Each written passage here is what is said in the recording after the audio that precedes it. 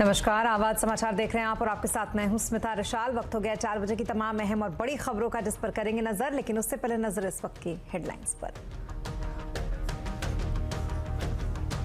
Fade के फैसले से पहले आज बाजार रहे सतर्क, फिर भी सेंसेक्स 145 पॉइंट तो निफ्टी 52 पॉइंट चढ़कर बंद। लगातार दूसरे दिन बैंक निफ्टी रिकॉर्ड ऊंचाई पर। महंगाई के मोर्चे पर बड़ी राहत, नवंबर में WPI महंगाई गिरकर 5.85% पर आई। फल सब्जियों के साथ साथ खाने पीने की दूसरी चीजें हुई सस्ती। चीनी सैनिक से झड़प के मुद्दे पर आज भी संसद में हुआ हंगामा। कांग्रेस TMC ने किया वॉकआउट। 12 बजे के बाद सुचारू रूप से हुआ कामकाज।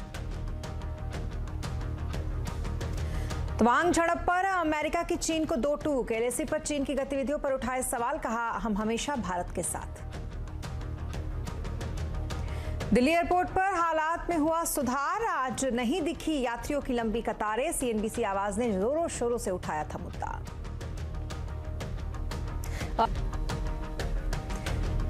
और खबरों की शुरुआत दिल्ली एयरपोर्ट से, जहां पर कई दिनों से लगातार कंजेशन की शिकायतों के बाद सरकार एक्शन में आ गई है। भारी कंजेशन के बाद आज दिल्ली एयरपोर्ट के हाल में थोड़ा सुधार दिखा।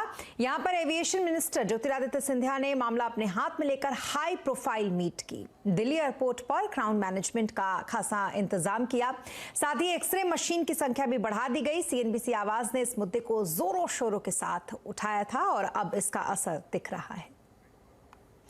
ज्योतिरादित्य सिंधिया का दिल्ली एयरपोर्ट में भीड़ पर जो बयान था वो भी आपको सुनाते हैं। वहाँ जाके स्वतः मैंने निरीक्षण भी किया था। कई कदम हम लोग उठा रहे हैं, जिसका एक अच्छा परिणाम भी आज सुबह से दिख रहा है। शायद ट्विटर पे भी अगर आप लोग फॉलो करेंगे तो आप देखेंगे कि कई लोगों को जो असुविधा हो रही थी वो अब थोड़ी कम हुई है। डिजिटल बोर्ड्स भी हमने हर एक गेट पे मैंने आदेश दिए थे डिजिटल बोर्ड्स लगने चाहिए। अधिकतम गेट्स बने हैं। सिक्योरिटी के जो ट्रेज हैं उसको भी हमने आदेश दिया है डायल को कि वो उससे बढ़ाएं। उसकी भी एक समय सीमा के आधार पर उसकी बढ़ोतरी भी की जा रही है। जी हाँ, तो कुल मिलाकर आज थोड़ी भीड़ वहां पर कम दिखी और जो लाइन थी वो भी आज वहां पर छोटी दिखी। कैसा रहा आज एयरपोर्ट का हाल, ये बता रहे हैं हमारे संवाददाता रोहन सिंह। जी, दिल्ली एयरपोर्ट पे आज स्थिति में थोड़ा सुधार जरूर है, क्योंकि एक के बाद एक जब कई सारे एक्शंस लिए गए। सिविल एविएशन मिनिस्ट्री की तरफ से खुद civil aviation minister Jyotiraditya Scindia ने इंटरवीन किया इस मामले में और कई सारे आदेश दिया गया, गाइडलाइन जारी किया गया। उसके बाद आज की जो स्थिति है, आज सुबह से स्थिति में थोड़ा सा सुधार है। जो दिल्ली एयरपोर्ट है उसकी तरफ से हर आधे घंटे में वेटिंग टाइम की जो लिस्ट है वो सोशल मीडिया प्लेटफॉर्म से भी जारी की जा रही है और एयरपोर्ट के सामने जो डिजिटल डिस्प्ले बोर्ड है वहाँ दिया जा रहा है। तो दिल्ली एयरपोर्ट का दावा है कि इस वक्त जो वेटिंग टाइम है एयरपोर्ट एंट्री के लिए वो 5 मिनट से कम हो गया है और खासतौर पे जो सिक्योरिटी के दौरान का जो वेटिंग पीरियड है वो 7 से 8 मिनट का है। लेकिन जो लोग अंदर हैं, जो यात्रा कर रहे हैं, उनकी अगर माने तो जो पूरी प्रक्रिया है उसमें अभी भी 40 से 45 मिनट का वक्त लग रहा है, एंट्री से लेकर सिक्योरिटी को क्रॉस करने तक का। और उसके जो पीछे जो कारण है कि एक बहुत बड़ा समय सिक्योरिटी से पहले की जो लाइनें हैं वहाँ पर लग रहा है लोगों को। उसको लेकर अभी भी पूरी तरह से स्थिति बेहतर नहीं हुई है। लोग अभी भी विजुअल्स भेज रहे हैं और ये स्थिति जो थोड़ी बहुत सुधार हुआ है वो दिल्ली एयरपोर्ट का है। जो बाकी एयरपोर्ट्स हैं, गोवा हो गया या फिर आप हैदराबाद ले लीजिए, बेंगलुरु हो गया, चेन्नई हो गई, यहाँ अभी भी लोगों की लंबी भीड़ है, वहाँ बहुत ज़्यादा अंतर नहीं आया है। लेकिन उम्मीद कर रहे हैं जिस तरह से सिविल एविएशन मिनिस्ट्री प्रोएक्टिवली इस चीज़ को लेकर आगे बढ़ रही है, चीज़ों में थोड़ा सुधार जरूर होगा। बहरहाल कुछ कदम जो उठाए गए हैं, सबसे पहले तो जो एक्सरे मशीनें हैं दिल्ली एयरपोर्ट पे उसको बढ़ा दिया गया है। 4 नई एक्सरे मशीनें डाली गई हैं। हर गेट पर 6 करीब ऐसे लोग हैं जो कि डिप्लॉय किए गए हैं, जो कि क्राउड मैनेजमेंट करेंगे और लोगों को इसके बारे में जानकारी देंगे। इसके अलावा CISF के जो जवान हैं उनकी संख्या बढ़ाई गई है। क्राउड मैनेजर्स का इस्तेमाल किया जा रहा है और इसके हर गेट पे डिस्प्ले बोर्ड भी लगाए गए हैं। तो ये कुछ मेजर्स लिए गए हैं, जिसके बाद उम्मीद है कि चीज़ें बेहतर होंगी। लेकिन आने वाला जो सीज़न है वो पीक सीज़न है और लोग यात्रा करने जा रहे हैं नए साल से पहले, तो उसमें समय भीड़ और बढ़ने जा रही है। उसको लेकर क्या तैयारी है, इसको लेकर सरकार को कहीं ना कहीं और कदम उठाने पड़ेंगे। और अब बात करेंगे महंगाई की, क्योंकि महंगाई के मोर्चे पर बड़ी राहत मिली है। रिटेल महंगाई के बाद अब थोक महंगाई दर में भी जबरदस्त गिरावट देखने को मिली है। नवंबर में थोक महंगाई दर 8.39% से घटकर अब 5.85% पर आ गई। थोक महंगाई दर 21 महीने के सबसे निचले स्तर पर पहुंच गई है। नवंबर में खाने पीने की चीजों के दामों में अच्छी खासी गिरावट देखने को मिली। खाद्य थोक महंगाई दर 6.48% से घटकर अब 2.17% पर आ गई, जबकि सब्जियों के दाम में जबरदस्त गिरावट देखने को मिली। आलू की महंगाई में भी काफी गिरावट दर्ज की गई। फ्यूल एंड पावर की महंगाई भी कम हुई है। अंडे मांस के दाम भी कम हुए हैं। आपको यह भी बता दें कि नवंबर में रिटेल महंगाई दर भी घटकर 6% के नीचे आ गई है।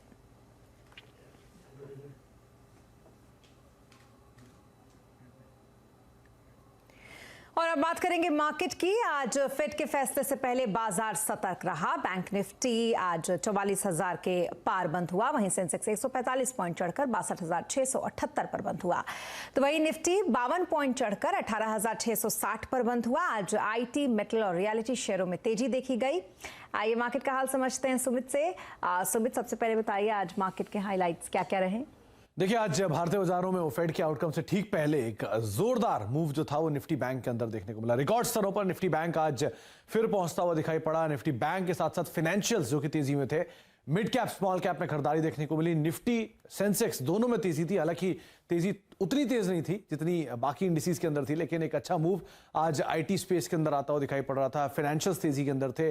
बैंक निफ्टी तेजी के साथ कामकाज कर रहा था। सिलेक्टिव सीमेंट स्टॉक्स में खरीदारी थी। सिलेक्टिव एनबीएफसीज जो थे वो तेजी के साथ कामकाज कर रहे थे। तो ऐसे करके अलग अलग सेक्टर, सब सेक्टर्स जो कि ट्रेड कर रहे थे तेजी के साथ। एफएमसीजी आज थोड़ा सा प्रॉफिट टेकिंग की चपेट में था, रादर बैकफुट पे कामकाज करता हुआ दिखाई पड़ा। लेकिन क्योंकि मार्केट एक बड़े इवेंट को वेट कर रहा है, तो उससे ठीक पहले बैंकिंग की जो तूफानी तेजी है वो आज भी बरकरार रही। जी, इसके अलावा सेक्टर्स का क्या हाल रहा? कहां पर एक्शन, कहां पर सुस्ती? देखिए, पहले निफ्टी के टॉप गेनर्स आपकी स्क्रीन पर आएंगे, किस तरह से आज पार्टिसिपेशन होता हुआ दिखाई पड़ा। तो आज मेजरली मार्केट में जो गेन कर रहे थे उसमें हिंडाल्को लीड करता हुआ 2.5% की तेजी, ओएनजीसी 2.5% ऊपर, जेएसडब्ल्यू स्टील 2% ऊपर और यूपीएल करीब 2% के आसपास का उछाल यहां आता हुआ दिखाई पड़ा। इसके अलावा आज नेस्ले इंडिया थोड़ा प्रेशर में, करीब 1.5% की बिकवाली। आईसीआईसीआई बैंक करीब 1.5% नीचे, भारतीय एयरटेल करीब 1% नीचे, एशियन पेंट्स करीब 1% के आसपास की बिकवाली यहां पर आते हुए दिखाई पड़ी। वोडाफोन लास्ट आवर में एक स्पाइक, 9.5% का उछाल। सोना बीएलडब्ल्यू 6.5% ऊपर, आईडीएफसी फर्स्ट 4.5% ऊपर और एलएनटी टेक करीब 3% के आसपास का उछाल यहां आता हुआ दिखाई पड़ा। मिड कैप में प्रॉफिट टेकिंग रही यस बैंक में, जोरदार तेजी के बाद 8% नीचे। पेज इंडस्ट्री करीब 3% नीचे, बैंक ऑफ इंडिया 2.5% नीचे और एबट करीब 1.5% के आसपास की बिकवाली यहां पर आते हुए दिखाई पड़ी। इसके अलावा कुछ और स्टॉक्स की बात की जाए जहां पर आज थोड़ा बहुत मूव था, तो उसके अंदर एक बढ़िया मूव आज मार्केट से बनता हुआ दिखाई पड़ रहा था, खासतौर से मेटल स्पेस में, चाहे मिड कैप मेटल के स्टॉक्स हो या एनबीएफसी स्पेस में, चाहे मिड कैप एनबीएफसी स्टॉक्स हो, जहां पर एक बढ़िया मूव आज के सत्र के अंदर बनता हुआ दिखाई पड़ा। जी, बहुत शुक्रिया तमाम मार्केट अपडेट के लिए सुमित आपका। तो ये तो रहा मार्केट का हाल। और 361 की प्रेसिडेंट अनु जैन का कहना है कि बाजार में तेजी का ये मूड अभी कायम रहेगा। उनके मुताबिक सरकारी बैंकों में अभी 10 से 15% तेजी बाकी है। तो वही हमसे चर्चा के दौरान वो सीमेंट और पीएसयू बैंक सेक्टर्स को लेकर भी काफी बुलिश दिखाई दी। पहले भी हम बात कर चुके हैं, हम बजाज फाइनेंस के ऊपर पॉजिटिव है और उसने कुछ नहीं किया पिछले 3 महीने में, अगर आप देखेंगे। In fact it's been a negative player. उसके अलावा हमको चोला फाइनेंस पसंद है। एक पैरेलल ड्रॉ कर रही हूँ मैं। आपको अगर याद होगा कि पिछले 2-2.5 साल एचडीएफसी बैंक ने कुछ नहीं किया था, and now that it's broken out and ये जो अभी 1650 के लेवल पे है, इट्स प्रोबेबली हेडिंग टुवर्ड्स 1800। और अब बात करेंगे अरुणाचल की, जहां पर एलएसी में त्वांग के पास हुई झड़प पर अमेरिका ने भारत का साथ दिया है। त्वांग में हुए टकराव पर पेंटागन प्रेस सचिव पेट राइडर ने कहा है कि भारत अमेरिका का रणनीतिक साझेदार है। हम भारत के साथ लगातार संपर्क बनाए हुए हैं। अमेरिका एक तरफा तरीके से सीमा बदलाव की किसी भी कोशिश का विरोध करता है। चीन उकसावे की कार्रवाई करता है। तो वहीं प्रेस सचिव ने भारत का समर्थन करते हुए कहा कि भारत की ओर से तनाव को कम करने की कोशिश की गई है, इसका हम समर्थन करते हैं। The DoD continues to closely watch developments along the line of actual control at the India-China border. We have seen the PRC continue to amass forces and build military infrastructure along the so-called LAC, but I would defer you to India in terms of their views. It does reflect, though, and it's important to point out, the growing trend by the PRC to assert itself and to be provocative. वहीं तवांग झड़प के बाद हमारे संवाददाता ने स्थिति का जायजा लिया, आप भी देखें। भारत की सीमा पर तवांग है, लेकिन क्लेम लगातार यहां पर चीन की तरफ से किया जा रहा है क्योंकि चीन डिप्लोमेटिक और सामरिक तौर पर बेहद संवेदनशील जिला है। और ऐसे में चीन लगातार, क्योंकि मिनी तिब्बत है और चीन की तरफ से कहा जाता है कि वो दक्षिणी तिब्बत का हिस्सा है, ऐसे में वो लगातार उसे क्लेम करने की कोशिश करता है और इस तरीके की गतिविधियां पेट्रोलिंग के दौरान वो करता रहता है। लेकिन 9 दिसंबर को जब नॉर्मल पेट्रोलिंग हो रही थी, क्योंकि 2006 से इस तरीके की पेट्रोलिंग दोनों देशों की तरफ से होती है, दोनों देश अपनी अपनी सीमाओं के दावे करती हैं, क्योंकि कोई भी सीमाएं जो है फिलहाल निर्धारित नहीं है दोनों सेनाओं के लिए। पेट्रोलिंग करते वक्त ये जरूर एक रूल होता है कि आप हथियार लेकर नहीं जा सकते, हथियार आप पीछे रखते हैं, लेकिन कुछ डंडे हाथ में आप ले सकते हैं और इन्हीं डंडों का इस्तेमाल चीन की तरफ से किया गया। आपको याद होगा, अगर आपने वो वीडियो बार बार देखा होगा, कि कंटीली तारों के साथ यहाँ पर चीन ने साजिश की, सोची समझी साजिश के तहत चीन आया 300 सैनिकों को लेकर, लेकिन भारतीय सेना ने कैसे उसके इरादे पस्त कर दिए कि चीन को उल्टे पांव भागना पड़ा। और फिलहाल हम LAC पर इसलिए मौजूद हैं क्योंकि हम वो साहस और शौर्य गाथा आपको तमाम अपने शूरवीर जाबाजों की दिखाना चाहते हैं कि ये वो दुर्लभ और दुर्गम पहाड़ हैं। इन्हीं पहाड़ों के बीच वो रहते हैं, डटे हुए हैं और उनके इरादे कितने सॉलिड हैं, ये लगातार हम आपको बताने की कोशिश कर रहे हैं। हाल ही में राजस्थान के कोटा में एक ही दिन में 3 कोचिंग छात्रों की आत्महत्या के मामले सामने आए हैं। आखिर छात्र क्यों कर रहे हैं आत्महत्या, आज आवाज अड्डा में इसी पर करेंगे चर्चा शाम 7:57 पर।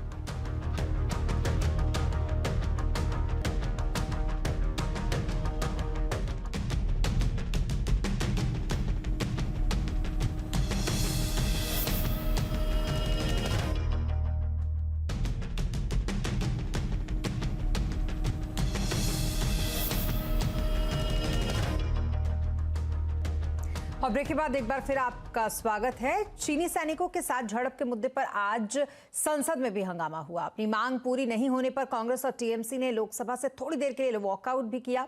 उधर दोपहर के बाद वित्त मंत्री निर्मला सीतारमण ने सप्लीमेंट्री डिमांड फॉर ग्रांट के मुद्दे पर जवाब देते हुए कहा कि महंगाई दर काबू में आ रही है और फॉरेक्स रिजर्व के मुद्दे पर चिंता की कोई बात नहीं है। संसद के आज के कामकाज पर बात करने के लिए हमारे साथ हैं लक्ष्मण रॉय जी, चलते हैं उनके पास।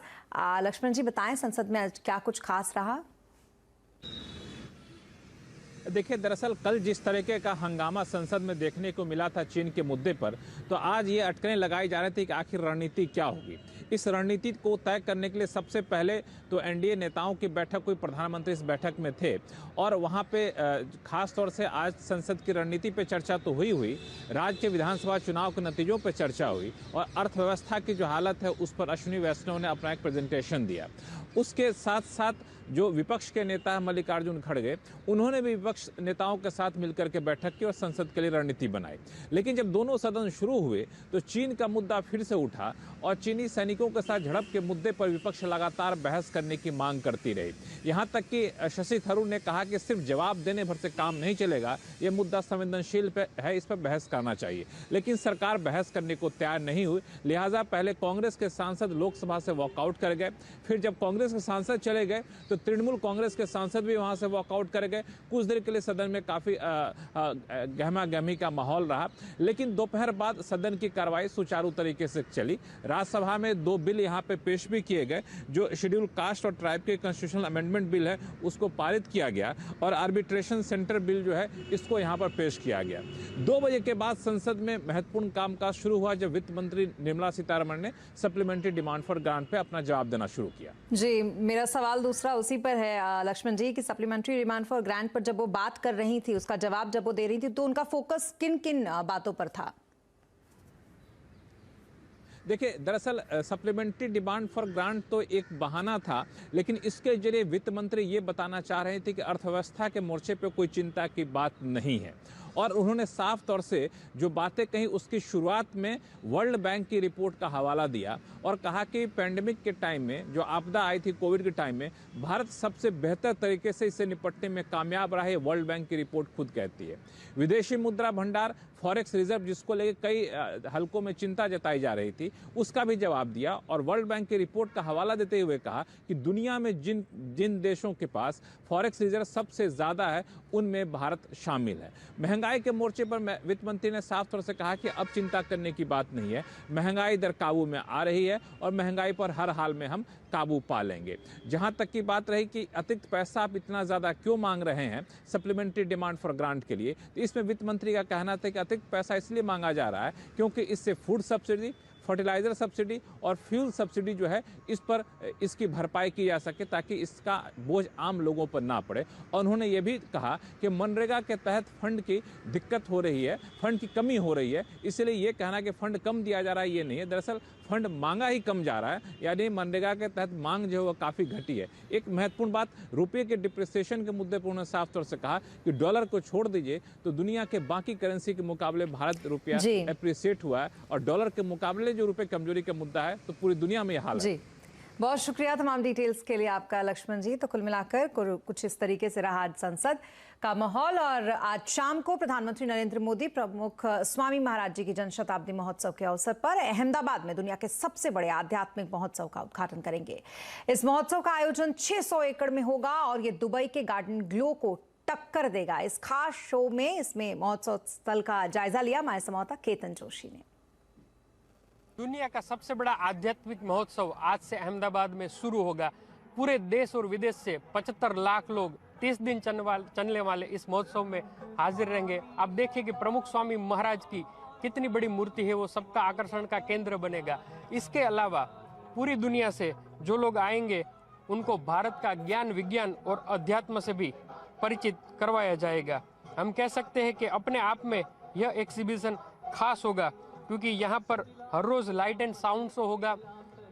बच्चों के लिए एक पूरी बाल नगरी बनाई गई है और पूरी ये व्यवस्था करने के लिए 80,000 स्वयंसेवक दिन रात जुटे हुए हैं। दुनिया के कई सारे धर्म के गुरु और एम्बेसडर भी जनवरी में यहाँ पर आएंगे और अलग अलग विषय पर वो अपना मत भी व्यक्त करेंगे। अब तक का ये सबसे बड़ा महोत्सव माना जाएगा और देश विदेश से लोग आएंगे तो उनकी सारी व्यवस्था भी पूरे अहमदाबाद शहर में की गई है। 7 प्रवेश द्वार, 30 फीट ऊंची प्रमुख स्वामी महाराज की ये मूर्ति और दिल्ली का हूबहू अक्षरधाम मंदिर यहाँ लोगों का आकर्षण का केंद्र भी बनने वाला है। तो हम कह सकते हैं कि दुनिया का सबसे बड़ा आध्यात्म का यह संगम लोगों को कुछ न कुछ प्रेरित कर जाएगा, जो कि भारत जोड़ो के थीम पर काफ़ी चर्चा में रहने वाला है। केतन जोशी, अहमदाबाद।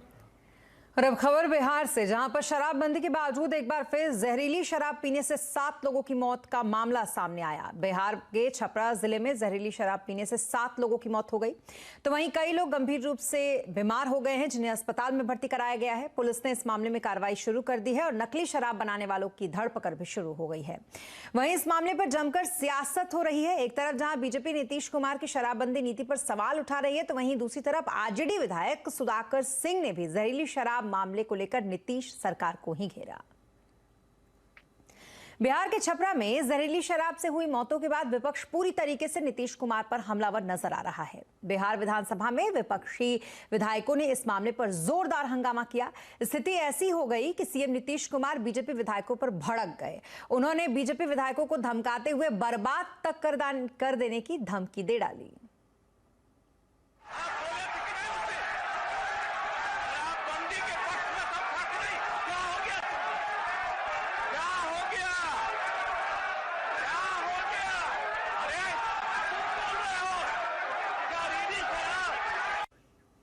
और दिन ब दिन बढ़ते साइबर क्राइम से हर कोई परेशान है। साइबर अपराधी फ्रॉड के नए नए पैतरे अपना रहे हैं। अब एक मिस्ड कॉल भी खतरे की घंटी हो सकती है।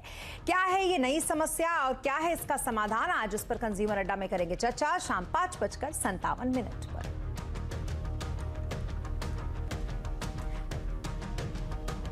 और इसी के साथ इस बुलेटिन में फिलहाल इतना ही, लेकिन खबरों पर लगातार अपडेट के लिए आप बने रहें CNBC आवाज के साथ।